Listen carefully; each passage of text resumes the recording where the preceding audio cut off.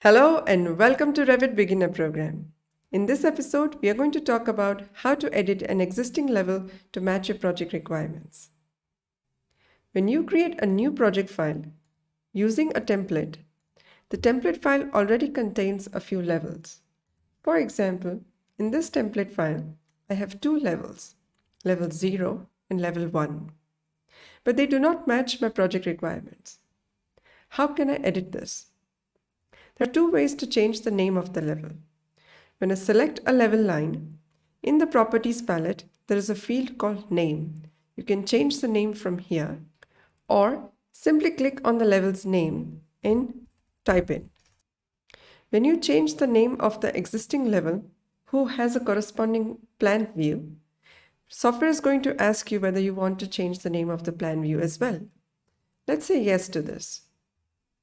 You can see here that the floor plan and the ceiling plan of level 0 is also now known as ground floor.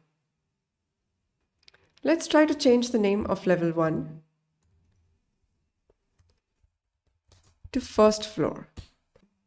And this time I'm going to say no to this dialog box.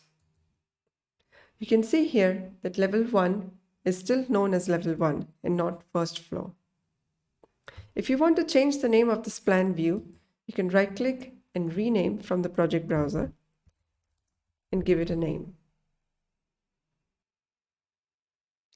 To edit the elevation of your levels, you can select the level line and change the elevation from the Properties palette, or just select the field of the elevation in the screen and type in your value. Before we move on to the next topic of how to create a new level in your project file, you may try this little exercise.